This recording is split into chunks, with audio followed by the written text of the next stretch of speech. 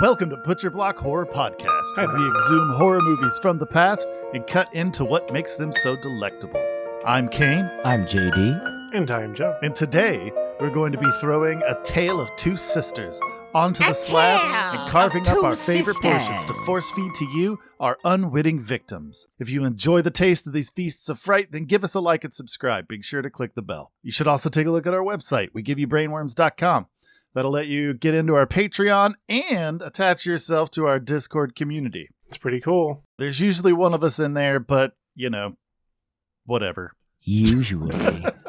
It's usually whatever. It's usually whatever. You can talk directly to us. Yeah, well, A Tale of Two Sisters. That is a great fucked up movie. It is, at the time. Yeah. So, you know what? Why don't we just get right into it? JD, why don't you give us a synopsis overview? So yeah, it's a South Korean psychological horror drama. It was released June of 2003. Actually, June 13th, which was a Friday the 13th. Nice. 114 minutes of screen time. It's a long movie. It is. Yeah, it was a good... Longer than a lot of the things we cover. And they went through a budget of $3.7 million, and they unfortunately only grossed $1 million at the box office. Anyway, the synopsis. That's what I wanted. That's what you wanted. Okay. Yep. So I like to do what I want, and then I do what you want. Right. It's how we've always had this wonderful relationship. Basically, a young teen is reunited with her sister after a brief stint in a mental institution. Their father... Who art in heaven. Right. He's a widower. Jesus Christ, Joe. A widower who is remarried. The girls fucking hate his new wife's guts, and a bunch of weird shit happens plaguing their environment, and yeah, the film just gets real twisted and creepy. And weird. The shit hits the fan. It does. But you know what? I feel like it answers all those questions at the end, so. It does. Yeah. And the film was actually remade. We don't need to talk about that. I haven't seen that, but I can only imagine it sucks. It was fucking terrible. Yeah. Well, I'm just acknowledging that... Don't. Yeah, let's not acknowledge it. That had happened, but this never seems to be a much better... Nope, never happened. There's only one movie. It's A Tale of Two Sisters. There's no crappy American remake. Right, okay. Tale of Two Sisters.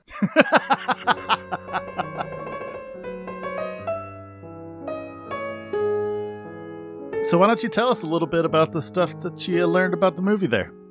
I most certainly Did you just will. become a mom from Wisconsin for a second, Kane? Maybe. Don't you know? Tell us what you learned about the movie there. Tell us what you learned about the movie, don't you know? Kane suffers from dissociative personality disorder, which was a common thread throughout this film. But yeah, anyway, the film was directed by Ji Woon and was also written by him. Born in South Korea, in Seoul, he's a director in several genres, not just horror. Yeah.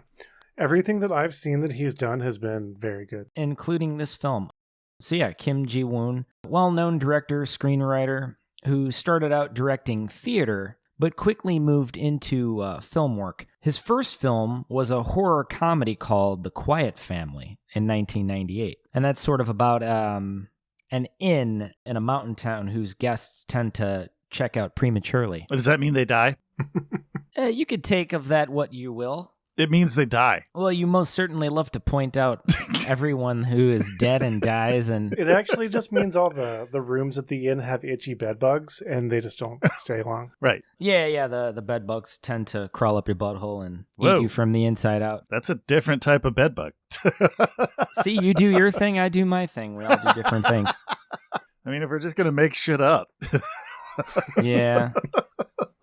He also directed The Foul King in the year 2000, sort of a comedy about wrestling. And 2001, a short film about vampires called Coming Out. And then in 2008, sort of like a Western type of film, The Good, the Bad, the Weird. It's a great movie. I have yet to see that. It's very good. Yeah. I have every intention of watching that. And then sort of later on in his career, 2010, an action thriller called I Saw the Devil. Also a great movie. In 2005, Kim wrote and directed a gangster mobster movie called A Bittersweet Life. And in 2003, A Tale of Two Sisters. This film has won a number of awards, such as the Fantasia Film Fest Award for Most Popular Film. Also, Best Director and Best Film at the... I have no idea how to fucking say that. No, we believe you. Just roll it out there, man. Just do it. Fantasporto? Sure. I don't know. Okay, that's really a really strange title. It's spelled Fantasporto. Fantasporto?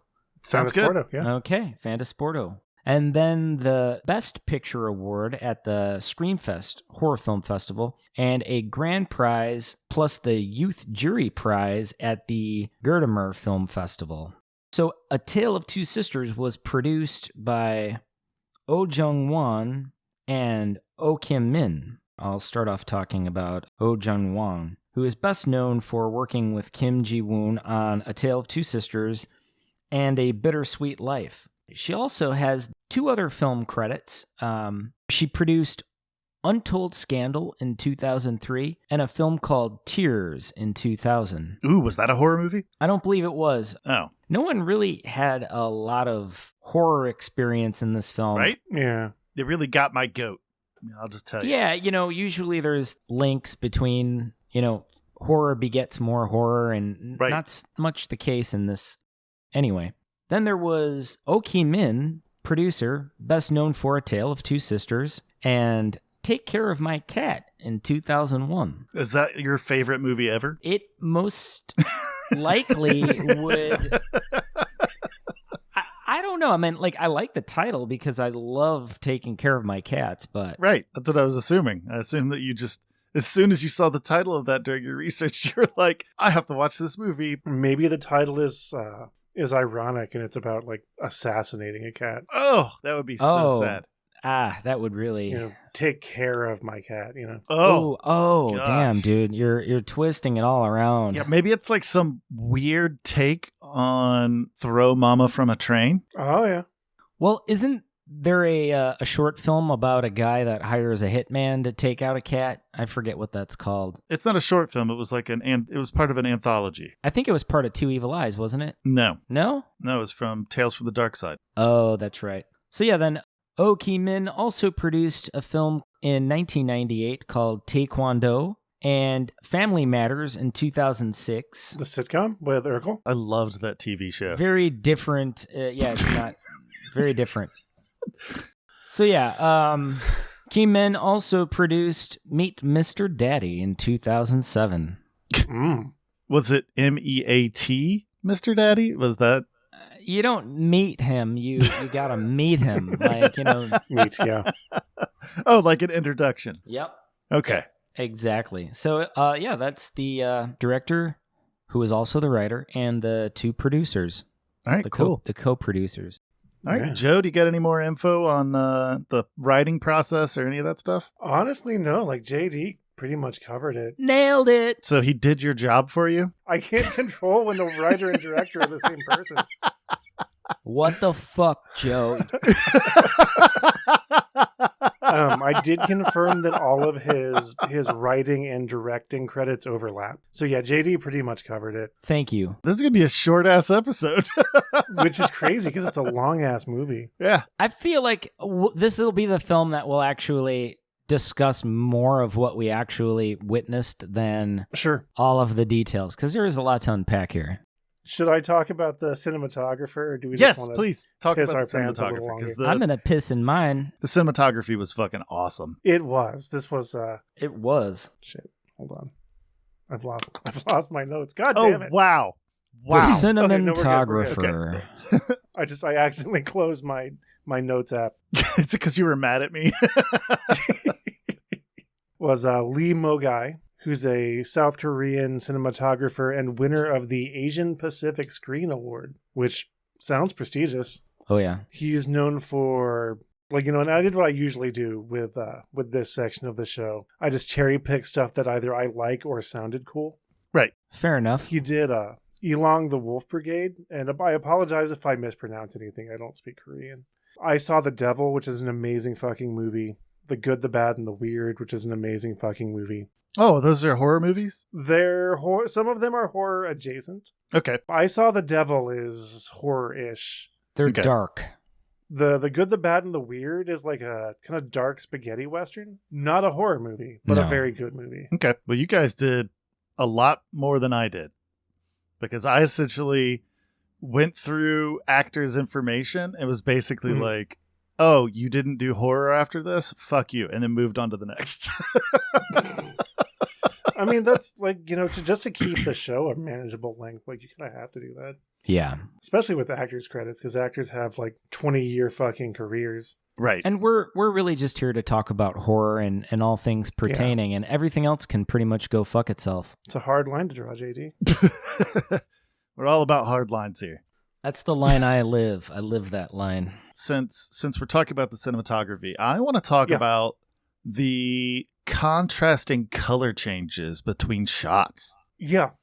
I can't think of like a non-art film. So, I mean, I guess this could be considered an art film. This movie had big kind of art film energy. Like, there's a scene where she's sitting on the bed and it's almost like a green screen. Yeah. And it had this really dreamlike feeling to it the whole film. I noted a very, like a drab, earthy palette, but then it was contrasted at times by like sharp, bright, hot colors, like, red offset then by like a real cool teal or something like that. Yep. And everything else is so soft focused that like those colors just popped out. And then, the asymmetry and from frame to frame, they relied on that heavily cinematography wise. So I felt like it really made for interesting images, like a string of interesting images. The use of color like that is a thing that Kim Ji Woon likes to do, at least in the things that I've seen that he's done. That's really, awesome.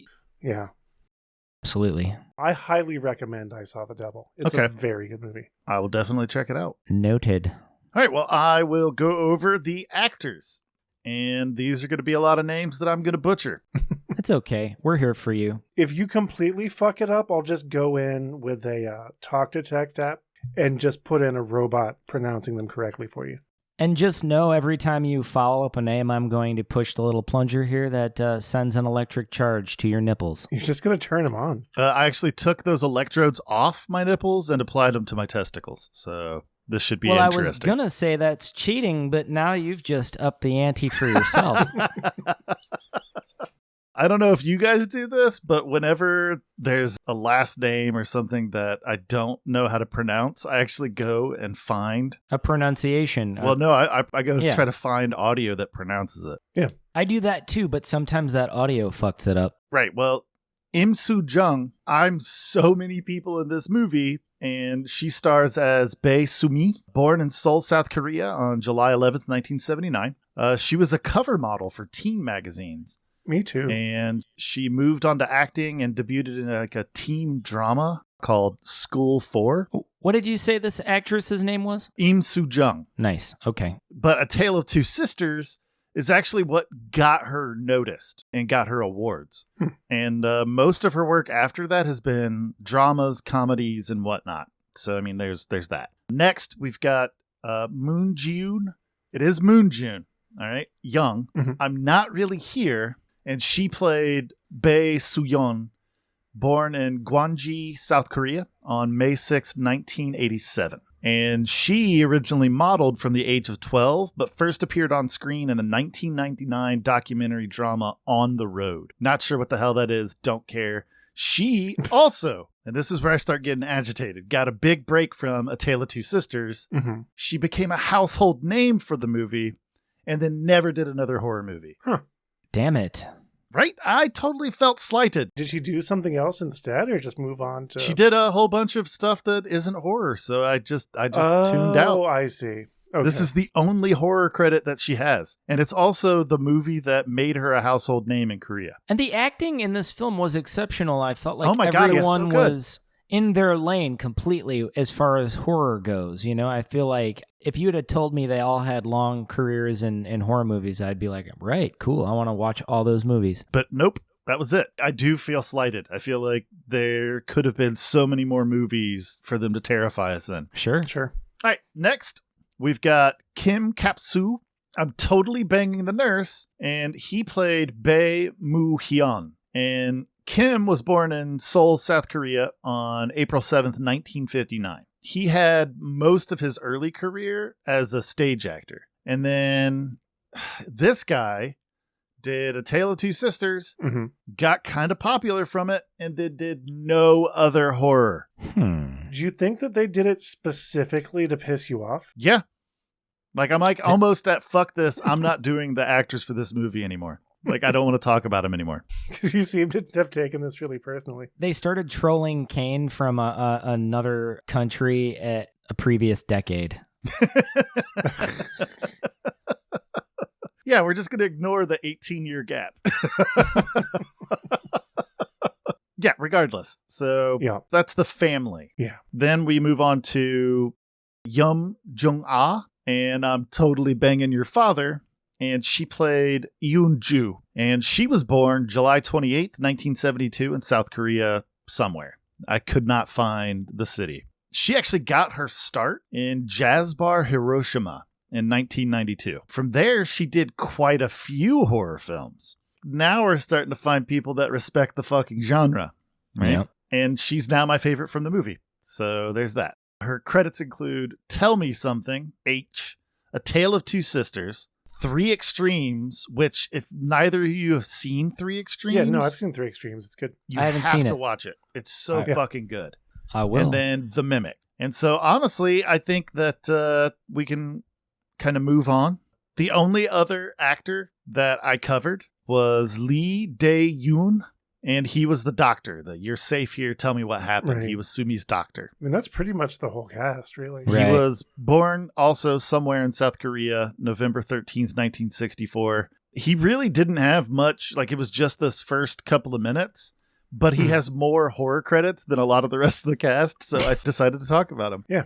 Again, I think it was a conspiracy 18 years ago. Okay. Yeah, that makes sense. Specifically to upset you. But yeah, so he did A Tale of Two Sisters, Three Extremes, Red Eye, and Horror Stories 3, which is another anthology movie. Yeah. Honestly, I say let's go ahead and have a round of applause for the last two on my list for doing more than one horror movie. All right. Hot damn. There were other actors in this film. Not many. They had very limited or non-existent presence on the internet, which is where I do all of my movie sleuthing. Just very limited presence in the film. Right. So get fucked. If you want more information about the actors, fucking call them and be like, hey. You're really feisty today. Look, man, all I'm saying is that I don't like people that have long kind of storied careers and they get famous off a horror movie and then they just do other non-horror, especially if they did really well. It'd be different if this movie, like the acting was like meh, but the fact that the acting was so good and I really believed the story as it was being told. And then they go and star in I'll Pet Your Fucking Cats. Exactly. I mean, I don't believe this personally, but there is kind of in the film world a belief that genre, like films like horror, science fiction, are kind of lower tier than more serious movies, so maybe that's why. I mean, it kind of makes sense. Like, I've encountered a ton of people that just absolutely despise the movie Hereditary and the movie Midsummer. That's so weird. And The Witch. Like, people just fucking hate those movies so much. And so it makes sense that when you add that kind of art and drama into a horror movie, that it'll turn some horror fans off. Sure. I also feel like people are sort of closet religious, even if they're not like very upfront with their religion. They still feel like there's these blasphemous elements in those films when they talk about Satan or the realms of hell. And so like they have to almost pretend like they didn't enjoy it so they don't piss off their God. All right. I mean, that's a weird flex. Yeah. I don't know. Just made that up.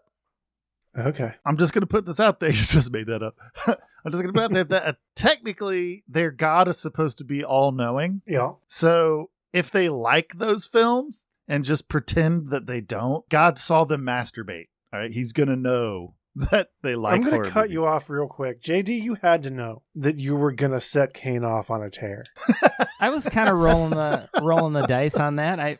Yeah. You know, we didn't have a lot of actors and actresses to talk about. Oh, so you're just running the clock out? Like, if I say something that's going to get Kane real agitated, that'll fill up the episode. And you know, the thing is I walked right into it, and there was a part of my brain that was like, this has nothing to do with this at all. Yeah. Like, what he's saying right now doesn't matter at all. Nothing he's saying is an actual thing. Why are you walking into this like it is? To be fair, nothing I'm saying throughout any of this ever matters, so... Yeah, well, do you guys want to hear something about the guy that did the score? I'd love to talk about the score. The score was amazing. It really was. So this is going to be what gets my testicles fried, because... Okay. Get some bouncing. This name is tough, all right? Lee Byung-woo. Actually, I did all right. Never mind. Yeah, that sounded fine. Good job. Was born in Seoul, South Korea on January 22nd, 1965. He is a guitarist and composer. He's worked on more than 20 films, and his horror credits include 3, A Tale of Two Sisters, The Red Shoes, The Host, which if you haven't seen is an amazing like monster movie. I've heard that The Host is good. I have not seen it. And then Hansel and Gretel. I thought the score coupled with the cinematography created an atmosphere that terrified me. Mm-hmm. Yeah, there was an amazing use of non-diegetic noise. Oh my God. Oh, that was just made the tension so thick. It was real thick. Mm. But yeah, so let's go ahead and move to the special effects. I think we're going to have a lot to talk about with our personal experiences with the film. The word thick is going to ring out through the theme of the special effects in this movie. There was a good bit of gooey slime. Yeah. And that really was special to look at. No slimy puppets, though. No slimy puppets, sadly. But there was a cool scissor through the rubbery hand scene that I found to be titillating. And a nice gooey placenta-like oozing from, I think it was maybe like, was that a bed? There was like a box spring and a mattress. It was like bedding. Yeah. It almost looked like it gave birth to a dead person. Oh no, that was folded up sheets and linens. Okay. You're talking about the last scene from the movie? Yeah, where that person just kind of that oozed out onto the... Yeah, that was all bedding that was in the dresser. Okay, well, that was exciting. It was. So yeah, it was. The special effects, the visual effects were by Wook Kim, and that person worked with the director Kim Ji Woon quite a bit. A Tale of Two Sisters, and also The Good, the Bad, and the Weird, A Bittersweet Life, and I Saw the Devil. I also worked on a film away from Kim Ji Woon. The film was called Haunters, and that was in 2010. Kind of a spooky sci-fi type of thing. Also, A Bloody Aria in 2006, which was action horror. Okay. You don't see those two. Say that title again. A Bloody Aria. Oh, Aria. Oh, Aria. Okay. Yeah, like an opera. Oh, nice. I was not familiar with that. The only reason I asked is because I thought that you said bloody diarrhea, and I was very confused. Yeah, you were like, they'd better call a proctologist. That's a weird name for a movie. Corn and Peanuts. That's the subtitle. Anyway. Fucking weirdos. Kim also did the visual effects on a film called Ghost House in 2004 that was directed by Sang Jin Kim, and that was sort of like a comedy horror film. So I feel like a lot of these films these people are kind of taking horror and mixing it with things. It's never just like a straight up horror movie. It's always like comedy or action or something. And then the art direction, I can talk for a minute about the art direction because I felt like that lent itself well, with the set design and whatnot, and some of the colors we were seeing and the cinematography, all of that was sort of set up in a big bundle of goodness. The art direction was taken on by Jun Hyun Chow, who seemed to be, the art director in a few films. The Duelist in 2005, Forbidden Quest in 2006, and The Evil Twin in 2007. The Evil Twin's the horror movie out of those. I kind of looked through, and that was the only horror film, sadly. So, again, not too many horror films in this. Yeah. And I also felt like the costume design was pretty cool, so I'm mentioning it. That designer's name is Soo Kyon Okay, and they were basically just worked on A Tale of Two Sisters, and that was it. That was their only film credit. Well, I guess at least we know, right? That nobody that did much with this movie did anything with horror afterwards, except for like 2 people. The wardrobe department did a lot of work in this movie in terms of giving you kind of nonverbal cues about when in time things are happening. A lot of work was done there to kind of make that apparent through costume. Sure. I like that they also used like still photography. That was an element in this film, kind of like going into the photos and changing them and doing a bit of like leading in terms of telling a story through photographs, just handheld photographs. There absolutely was a story told just by the photographs. Right. I thought that was really interesting. I haven't seen a whole lot of that in film. I sure looked at those photographs. Was there something else you had to say about that, Joe? No, I'm done. I meant what I said, and I said what I meant. Okay. Well, glad we went there. JD, do you have any more information that you want to spray all over us? Well, since you put it that way, no, not really. All right, awesome. Well, why don't we go ahead and take a minute and talk about our personal experience with the movie? Sure. Joe, why don't you start us off like usual? Yeah. In my probably early 20s, maybe late teens, I got heavily into Asian cinema, specifically like darker, like horror movies. And I had a friend who I won't name on the air in case he'd be weird about it, who invited me over to his grandpa's apartment. And we just sat on, and this sounds like it's going in a direction that it's not. It does. And we watched this movie, and we watched a bunch of other Asian movies. And it was kind of that just got me into like cinema as an art form. So it was kind of formative in that way in terms of my like being a pretentious movie nerd. Right. Well, that's good. Yeah. And we didn't kiss in the flickering light of A Tale of Two Sisters, unfortunately. Yeah, that's actually a bummer. Because it kind of felt like that's where that story was going, and it wasn't. Yeah, I thought for sure you were going to say, here, Joe, here's a belt. And what you do is you make your arm fall asleep, and then you know, it's called The Stranger. No. Or I can do it. You pick. I can do it.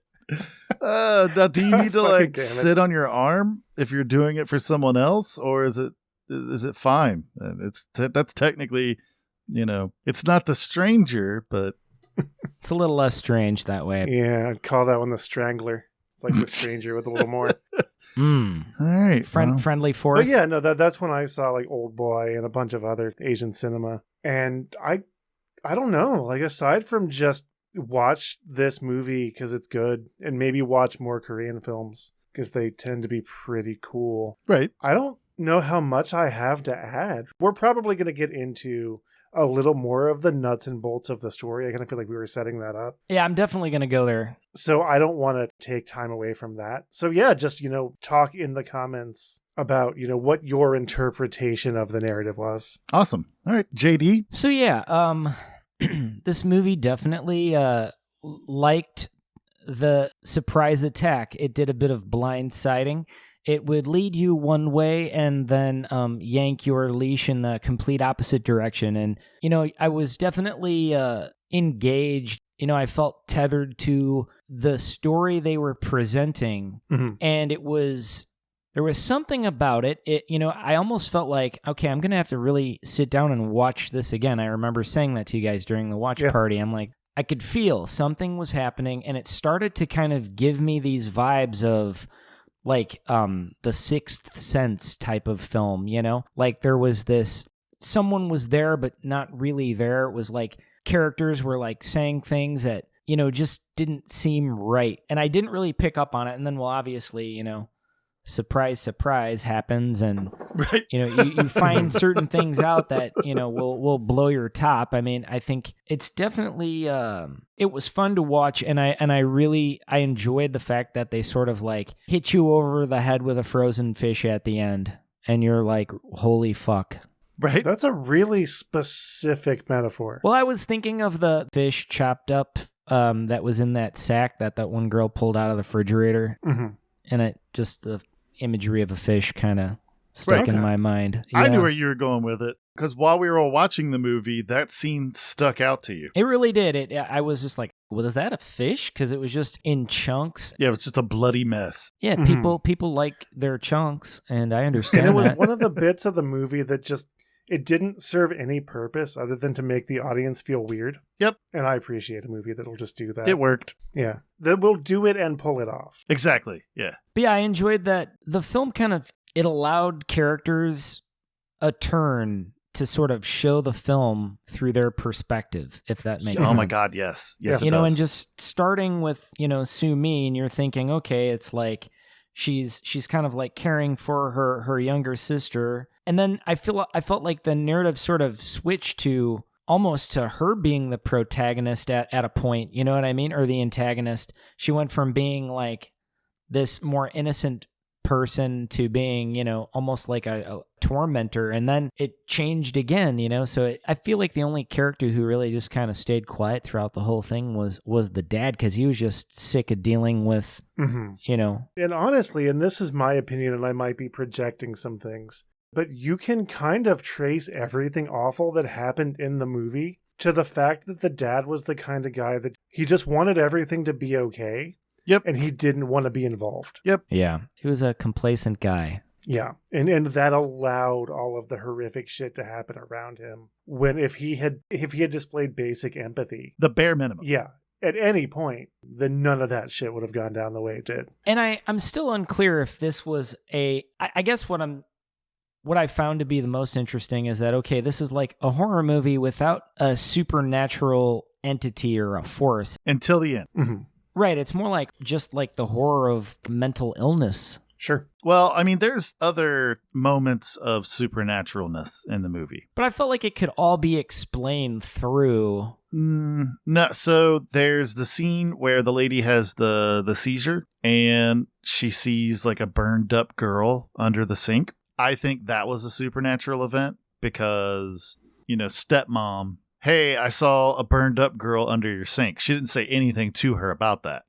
She just told the guy in the car, like, yeah, hey. and I think that was kind of the point of those characters, was to be outsiders that saw the supernatural shit. Exactly, because Okay. then, stepmom is going to pick that bauble up and a burned hand grabs her wrist. Mhm. So I think that was a supernatural element. I think that the scene where Sumi is in bed and she wakes up and sees that spirit thing, whatever it was, like crawling across the floor. Mhm. I think that was probably a supernatural event. I love that hand reach Oh my God, out right? from underneath the dress of that supernatural being, if that's what it was, or the Mm-hmm. Yep. hallucination of Sumi. I mean, I thought that was, and then it just, at first it starts with a little trickle of blood down the leg, and then all of a sudden a hand comes out of the dress, and I thought, hell Mhm. yeah, that's creepy. Right? Yeah, that haunted me when I first watched it. There was a bit of body horror too, just in like the positioning, like the head snapping to the side Yep. of that Mhm. ghost character. I feel like that's done really well in a lot of Asian horror films, at least the ones I've seen, where it's almost like the contortion of the human body, like moving unnaturally and mechanically. And Absolutely. I liked what the score did along with that, because Oh it my almost- God, yes. they used like this sound that I took as being some sort of like digital electronical type of Yeah. sound. Like white noise. Yeah, just it was like electronics, and it just Mm-hmm. it almost kind of made you feel like, I don't know, just like extra creeped out, like it was from some realm that I don't even know. I'm spinning in circles still. No, I get it. No, it was very creepy, very, very overwhelming is how I would have described it. Mhm. So do you have anything that you want to like throw out into the internets? Any questions that need to be answered, possibly by listeners? Well, I'm actually more curious to hear about your take on this. Okay. Something else may come to mind in a bit, but for now, if you would grace us with your thoughts. So I saw this movie in late spring of 2009. I had run the gamut with American horror. I really dug deep into some Italian horror and kind of gone back and rewatched just a bunch of weird shit. And a buddy of mine was like, hey, you should check out And he just kind of rattled off a list of Asian horror movies. And so this was, I think, maybe the second or third movie on the list. And at the time, my daughter had just been born. And so baby mama was working 9 to 5. And then I was working from like 6 to 2 in the morning. And I would then get up with the baby, and then we would just kind of high five, like we didn't really see each other. And I've never been one to be able to sleep right after I get home from work, which was not pleasant. But regardless, I came home and I had laundry to do. And so I started the laundry, and then I, sat down at my desk and watched A Tale of Two Sisters. And it was such a powerful film that when the credits were rolling, I got up and I like walked down the steps, and I'm already unsettled. And I get to the basement door, and I'm like looking down the basement steps, and the irrational part of my brain is like, if you go down there, there's something down there and it's going to get you. And I was just like, I'll finish my laundry tomorrow. So that was my personal experience with the movie. Like, even the logical side of my brain is like, Kane, there's nothing down there, was totally ignored because that movie, it had a grip on me. And it's even more logical to think that some daylight would save you the next day. Exactly. Yeah. Like, why is the sun going to save me from whatever this movie's unleashed in my psyche? Yeah. After I watched that movie, I tried to get everyone I knew, like, hey, watch this movie. Yes, it's subtitles. I don't care. Watch the fucking movie. You need to watch this movie. And so there's just like a run of people that I knew that I was just forcing to watch this movie. Duct tape them to a chair and use like toothpicks to hold their eyelids open. That's awesome. No, I would nail gun them to the chair. Damn. And then I would use protractors to We're gonna keep their have eyes to open. watch Misery soon, I guess. So you just Ludovico'd A Tale of Two Sisters into people? I did. All right. Damn. But yeah, what I would like to kind of throw out into the ether here, into the realms of the unknown, is why the fuck did these amazing actors only do this one fucking horror movie? Why?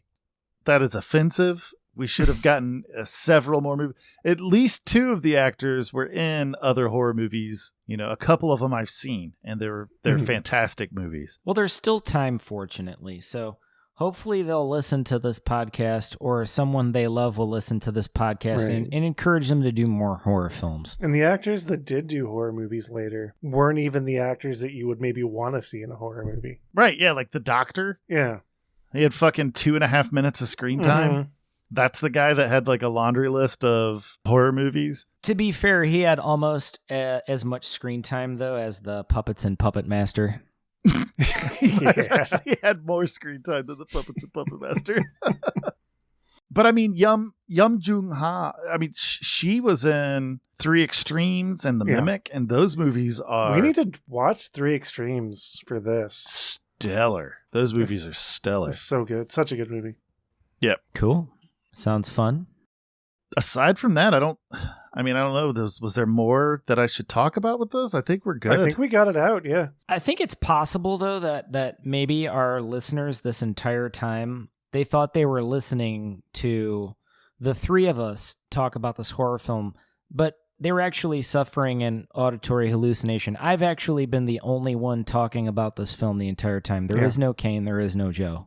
Wait, does that mean that Joe and You're I not have real. not existed from any of the episodes, or is it just this episode? No, just this episode.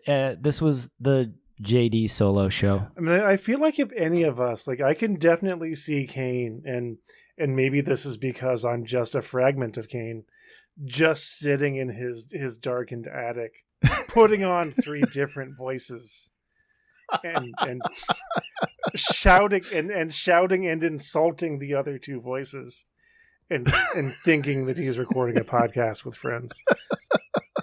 It's actually, Kane comes up with the JD-isms. Yeah, and I can imagine that pretty clearly. That's oof, man. I'm glad I have a good sense of self, or this would fuck me up. You could even maybe pretend to be Sandra Bullock sometime. You Just know, putting that out I don't there. think we need to bring Sandy Bullock into this. You know, That's true, but we haven't mentioned her in a few episodes, so I figure That's not true. We just mentioned her like maybe 3 episodes ago. And by we, I mean I mentioned her. Now she's back. Now she's back. And by the way, real quick, just want to throw this out there. Barbara Crampton. Barbara Crampton. I mean, I guess if we're going to throw Barbara Crampton's name out there, listeners, you definitely need to get Shudder when Creepshow Season 2 comes out, because the lovely and wonderful Barbara Crampton will be in Season 2. Jeffrey Combs, the lovely and wonderful Jeffrey Combs, is actually in Season 1. He's a beautiful man. You know, and if you don't want to do that, just throw money at our Patreon, and I'll just describe the episodes to you. Regardless, before we go babbling on a bunch of bullshit, if you watch A Tale of Two Sisters, let us know what you think. Yeah, definitely. You can find us at WeGiveYouBrainworms.com, as well as most of the places that podcasts live. You can send us a message via our website, our YouTube channel. Definitely follow us if you like what you listen to. Also, we warn you against forgetting to subscribe. And click the YouTube bell. And slide into our DMs on Instagram. I'll be there to greet you. Instagram. Our Instagram. Our DMs are very moist and ready to be slid into. So welcoming. They're warm, welcoming DMs. Yeah, so but don't be in. deceived. Our DMs are actually just gigantic leeches. Millions of leeches. So if you slide into our DMs, just know what you're getting into. It's leeches and eyeballs from top to bottom. Leeches and eyeballs. Actually, there's actually not 3 of us. We're just one gross amalgamation of tissue and with leech mouths and eyeballs. That's all we are. We're like the human centipede minus the centipede and just leeches and eyeballs. Yeah, and minus buttholes. We don't have a butthole either. That was a confusing note to end on. All right. Does that mean I should stop the recording? Yeah, let's stop. People like their chunks, and I understand that.